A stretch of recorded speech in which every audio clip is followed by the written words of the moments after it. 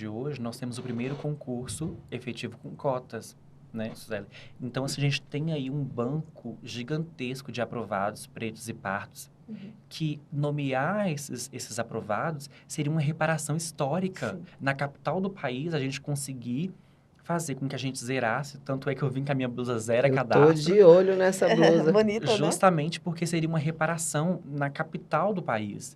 A gente olha como eu falei, a gente olha pro nosso passado e a gente tenta se lembrar de quantos professores negros nós tivemos.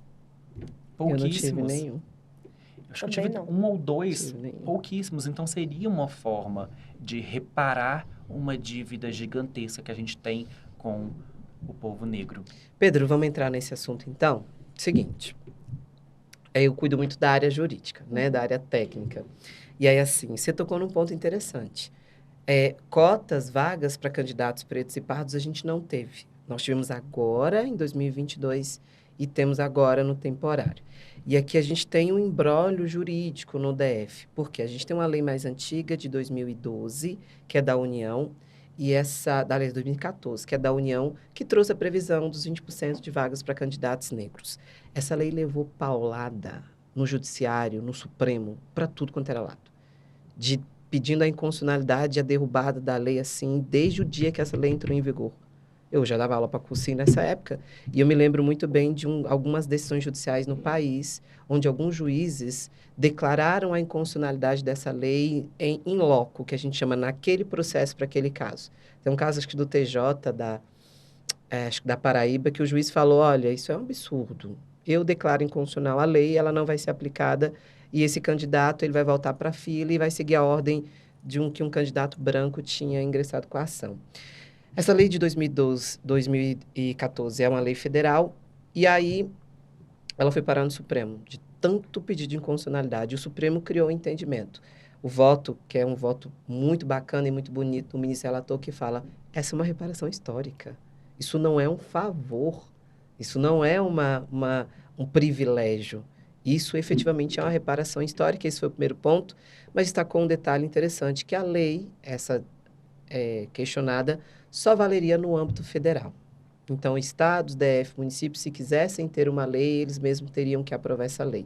Então, restringiu a lei só ao âmbito federal, só ao âmbito do executivo, porque aí você ainda tem judiciário e legislativo.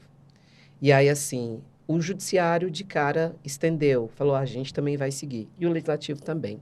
E aí, essa lei de 2014, o DF demorou 5 anos para ter uma lei, depois desta lei, que reservasse vagas para candidatos pretos e pardos. Em 2019, você vê que foi agora, nós tivemos a lei. Só que uma lei, quando ela é criada, às vezes ela vem omissa em alguns pontos.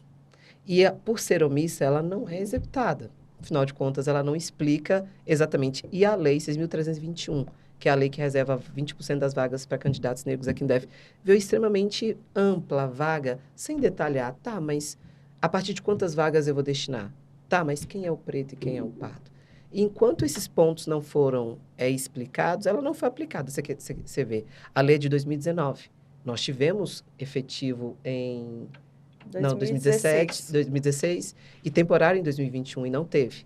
Porque só em 2022, o ano passado, em janeiro, o governador expediu um decreto 42.951 detalhando a lei. Então, você para pensar, de 2014 até 2022. Então, a lei que reserva cotas para candidatos negros e pardos só pôde ser efetivamente aplicada nos concursos DF do ano passado para cá, de janeiro para cá.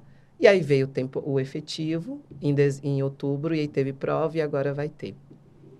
Mesmo assim, a gente tem uma série de problemas, né? Uma série de dúvidas, uma série de...